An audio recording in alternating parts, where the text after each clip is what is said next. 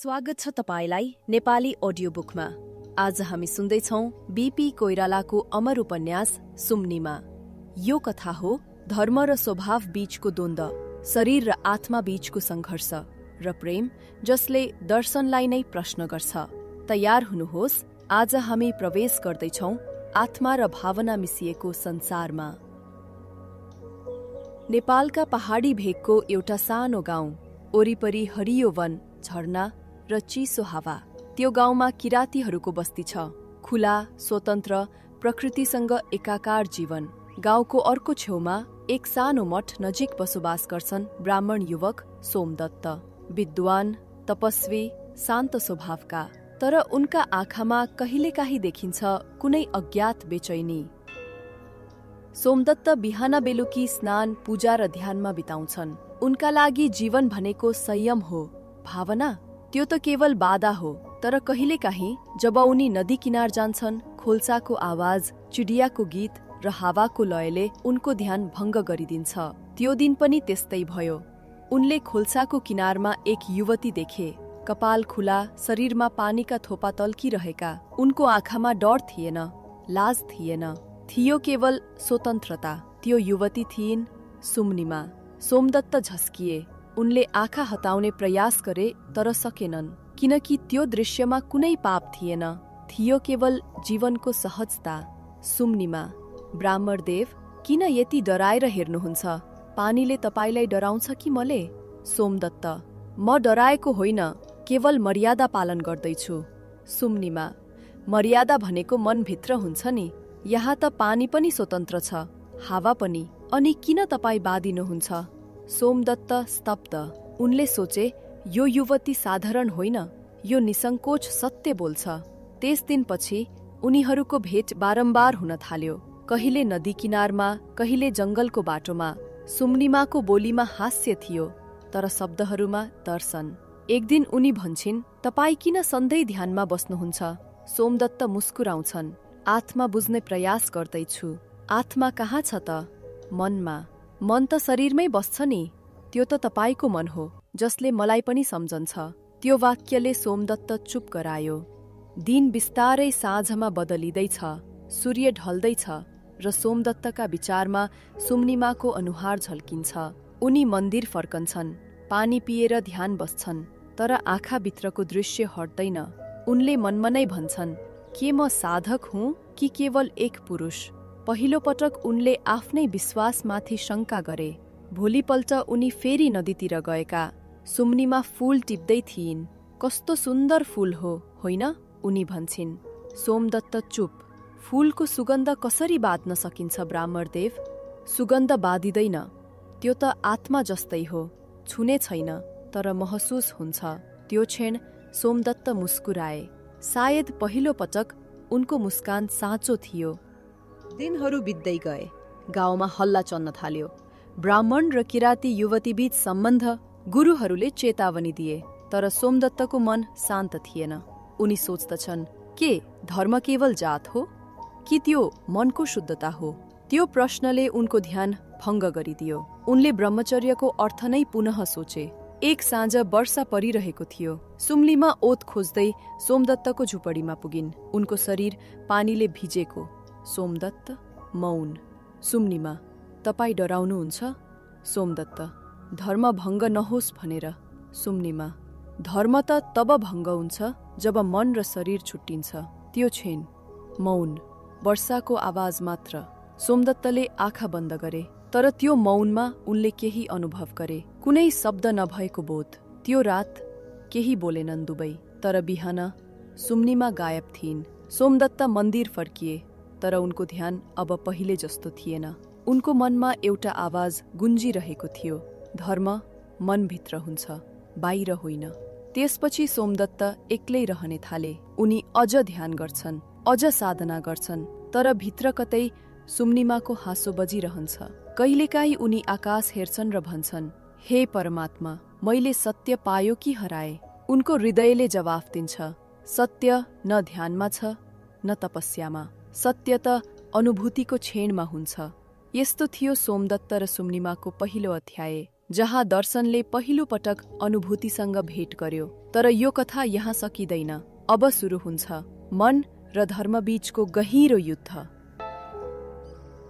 सुम्निमाको अनुपस्थितिले सोमदत्तको संसार नै बदलियो। उनी बाहिरबाट तपस्वी झैं देखिन्थे, तर भित्र उनी एक अपूर्ण मनुष्य थिए। उनको ध्यान अब शब्दमा अड्किन्थ्यो। मन सधैँ सुम्निमाको हाँसो, अनुहार र आँखाको गहिराईमा पुग्थ्यो। उनी आफूलाई सम्झाउँछन्, यो भ्रम हो, मोह हो। तर त्यही आवाज भित्रबाट भन्छ, मोह नै त जीवन हो। सोमदत्तको तपस्या अब द्वन्द्वको रूप लिन थाल्छ। बाहिर ब्राह्मण, भित्र प्रेमी। बाहिर धर्म, भित्र स्वीकृति। एक रात उनी एक्लै मन्दिरमा ध्यानमा बस्छन्, तर त्यो ध्यान सुम्निमाको स्वरमा रूपान्तरण हुन्छ। सुम्निमाको आवाज इको, सोमदत्त, के तिमीले जीवनलाई डर मानेर भाग्ने प्रयास गरिरहेका हौ? जीवनलाई जित्न खोज्दा तिमी त्यसैसँग हारेका छौ। सोमदत्त आँखा खोल्छन्, पसिना बगिरहेको। उनी आत्मासँग नै कुरा गर्दैछन्। उनी फेरि त्यो नदी किनारा पुग्छन्। सुम्निमा त्यहाँ छिन्, ढुङ्गामाथि बसिरहेकी, आँखा बन्द। उनको अनुहारमा शान्ति थियो, जस्तो कुनै साधकको ध्यान। सोमदत्त, तिमी यहाँ? सुम्निमा, म कहिले गएकी थिएँ र? उनी मुस्कुराउँछिन्, तिमीले मात्र देख्न छोड्यौ। त्यो भेटमा धेरै कुरा भएन, तर मौनमा एक किसिमको संवाद थियो, एक किसिमको आत्मीयता। सुम्निमा ढुङ्गामा हात राख्दै भन्छन्, यी ढुङ्गाहरू तिम्रो धर्म जस्तै कठोर छन्, तर हेर्नुहोस्, पानीले तिनीहरूलाई पनि नर्म बनाइरहेको छ। सोमदत्त मुस्कुराउँछन्, सायद म पनि त्यही ढुङ्गा हुँ। दिन बित्दै गए। सुम्निमा र सोमदत्त बीच सम्बन्ध अब गहिरिँदै गयो। तर त्यो सम्बन्ध प्रेमको मात्र होइन, सत्य खोज्ने दुई आत्माहरूको यात्रा थियो। सुम्निमाले भन्थिन्, तपाईहरू ब्राह्मणहरू धर्म खोज्न मन्दिर जानुहुन्छ। हामी किरातीहरू त प्रकृतिलाई नै पूजा गर्छौं। जीवन स्वयं मन्दिर हो। सोमदत्त सुनिरहेका थिए, चुपचाप, किनभने उनको धर्मले यस्तो तर्क सुनेको थिएन। एक दिन जब उनीहरू खोल्साको किनारमा हिँडिरहेका थिए, सुम्निमाले हात फैलाएर भनिन्, हावा महसुस गर्नुहोस् सोमदत्त। यसले न त जात सोध्छ न धर्म। तपाईँ ब्राह्मण हुनुहुन्छ, म किरात, तर हावाले हामीलाई बराबर छुँदैन र? सोमदत्त मौन भए। उनले महसुस गरे, तर्कले जहाँ पुग्दैन, अनुभूति त्यहाँ बोल्छ।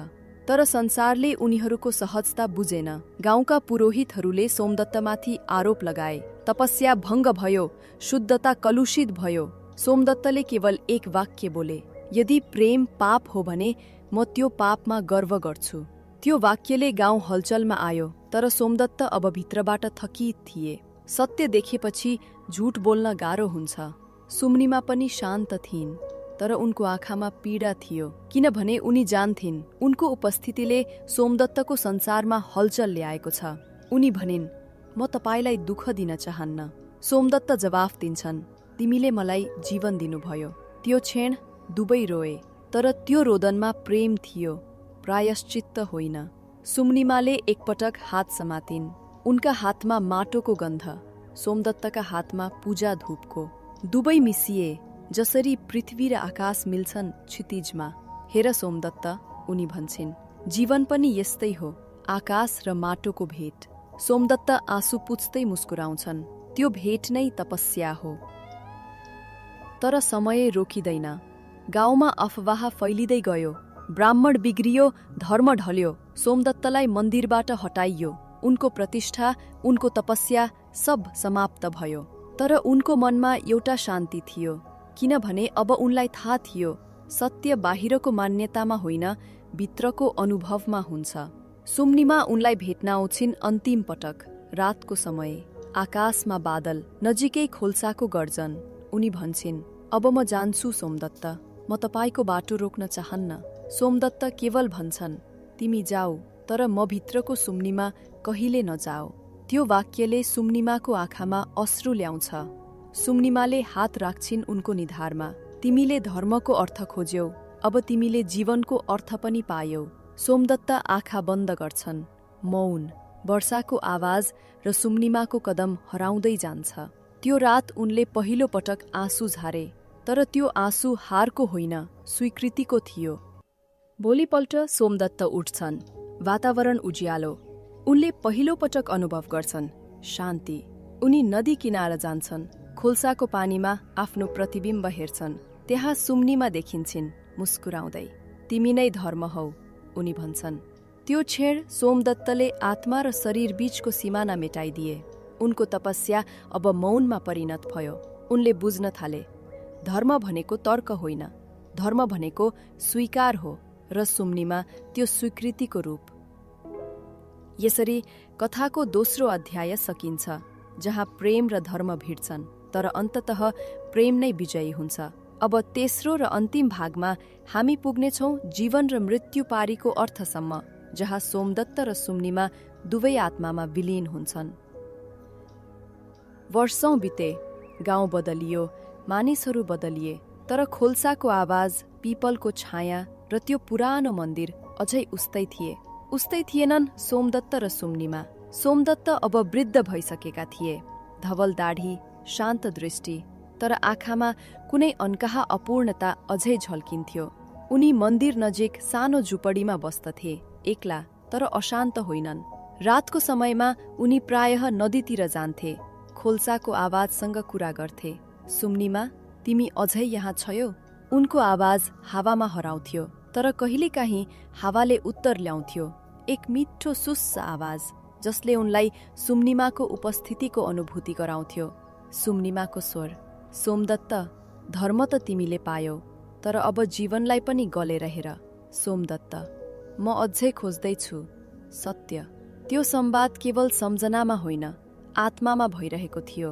एक बिहान गाउँका केही बालकहरू उनलाई भेट्न आइपुगे। ब्राह्मण बाबा, तपाईले कस्तो तपस्या गर्नुभयो? उनी हाँसे। तपस्या भनेको मन बुझ्नु हो, शरीर होइन। बालकहरू चकित, तर उनी थपे, मनलाई बाँध्नु भनेको पानीलाई मुठीमा समाउनु जस्तो हो। त्यसैले म अब बाँध्दिन, केवल बग्न दिन्छु। उनको आवाजमा शान्त ज्ञान थियो। त्यही दिन सुम्निमा पनि फर्किन्छन्। वर्षौंपछि पहाडबाट तल ओर्लिँदै उनको अनुहारमा समयका रेखाहरू, तर आँखामा त्यो पुरानै उज्यालो। उनी खोल्साको किनारमा सोमदत्तलाई देख्छिन्, ध्यानमग्न, तर आँखा बन्द छैनन्, मुस्कुराउँदै। सोमदत्त, उनी भन्छन्, अब त तपाईले जीवनको उत्तर पाउनुभयो होला। सोमदत्त, अब म बुझ्न थालेको छु सुम्निमा, धर्म र प्रेम अलग होइनन्। धर्म भनेको प्रेमको गहिरो रूप हो। सुम्निमा मुस्कुराइन्, तपाईले ढिलो बुझ्नुभयो, तर बुझ्नुभयो। उनीहरू एकैछिन मौन बस्छन्। हावाले दुवैको केस चलाउँछ। खोल्साको आवाजमा सुम्निमाको हाँसो मिसिन्छ। सुम्निमा अब साध्वी झै देखिन्थिन्। उनको हृदयमा शान्ति थियो, जसरी नदी आफ्नो अन्तिम सागर पाउँछ। उनले भनिन्, सोमदत्त, शरीरलाई तिमीले बुझ्यौ, आत्मालाई पनि। अब तिमीले मृत्यु बुझ्न बाँकी छ। सोमदत्त मुस्कुराउँछन्। मृत्यु? त्यो त केवल अर्को रूप हो, सुम्निमा उत्तर दिन्छन्। जसरी माटोले जीवन दिन्छ, त्यस्तै मृत्युले पनि आत्मालाई नयाँ जन्म दिन्छ। त्यो साँझ सूर्य अस्ताउँदै थियो। रातो उज्यालोले नदीलाई सुनौलो बनाएको। दुवै पिपलको रुखमुनि बसे, त्यही ठाउँ जहाँ उनीहरूको पहिलो भेद भएको थियो। सुम्निमा आँखाबाट परतिर हेर्दै भन्छन्, सोमदत्त, तिमीले ध्यानमा धेरै खोज्यौ, तर के कहिल्यै प्रेममा ध्यान गर्यौ? सोमदत्त हाँसेर जवाफ दिन्छन्, अब त प्रेम नै मेरो ध्यान हो। त्यो उत्तर सुनेर सुम्निमाले आँखा बन्द गर्छिन्। हावामा मौन फैलिन्छ। उनी भन्छन्, त्यो सुनेपछि अब म निश्चिन्त भएँ। सोमदत्त अचम्मित, किन? किनकि अब तिमीले जीवनलाई पूरा चक्रमा देख्यौ। तिमीले धर्मलाई हृदयमा ल्यायौ, र त्यो क्षण एक हल्का हावा चल्छ। सुम्निमाको कपाल हल्लिन्छ। उनको अनुहारमा शान्त मुस्कान, र उनी ढल्छिन्। सोमदत्त चिच्याउँछन्, सुम्निमा! तर उनी शान्त थिइन्। उनको अनुहारमा शान्ति, जस्तो कुनै लामो तपस्याको फल। सोमदत्त उनको हात समात्छन्। तिमीले त छोडेर गयौ सुम्निमा, तर त्यसै बेला खोल्साबाट हावा बग्छ। मन्द आवाज आउँछ, म त अहिले यहाँ छु। उनले आँखा बन्द गर्छन्, र पहिलो पटक आँसु होइन, मुस्कान आउँछ। सोमदत्त त्यसपछि मन्दिर फर्किएनन्। उनले संसारसँग कुनै तर्क गरेनन्, तर उनका अनुयायीहरू भन्थे, सोमदत्त बाबा अब प्रकाशमा हराए। कसैले भने मृत्यु भयो, तर जसले बुझ्थे उनीहरू भन्थे उनले मोक्ष पाए, किनकि सुम्निमाको दर्शन अब उनको आत्मामा विलीन भइसकेको थियो। सुम्निमा र सोमदत्त, दुई विपरीत धार, तर अन्ततः एउटै सागरमा बग्ने दुई नदी। सुम्निमा स्वभाव, सोमदत्त धर्म, र जब स्वभावले धर्मलाई गलेर बुझ्छ त्यो क्षण प्रेम उत्पन्न हुन्छ। त्यो नै सुम्निमाको उपदेश थियो। आज पनि जब त्यो गाउँका मानिसहरू पिपलको रुखमुनि पुग्छन्, हावाले सुस्स आवाज गर्छ। कसैले भन्छ यो सुम्निमाको स्वर हो, र कसैले मुस्कुराएर उत्तर दिन्छ हो, र त्यो खोल्साको आवाज सोमदत्तको। जीवन र मृत्यु, आत्मा र शरीर, अब त्यहाँ फरक छैन। सुम्निमा एउटा कथा होइन, यो चेतनाको यात्रा हो, जहाँ धर्म तर्कबाट होइन, प्रेम र अनुभवबाट प्रकट हुन्छ।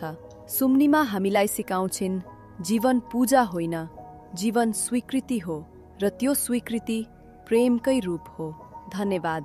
तपाईले सुन्नुभयो सुम्निमा, बीपी कोइरालाको गहिरो कृति, नेपाली अडियो बुकद्वारा प्रस्तुत। यदि यो अडियो बुक तपाईलाई मन पर्यो भने कृपया नेपाली अडियो बुकलाई सब्स्क्राइब गर्न र तपाईको मनपर्ने पात्रको अंश कमेन्टमा लेख्न नबिर्सनुहोस्। फेरि भेटौँला अर्को गहिरो नेपाली कथासँग। नमस्कार।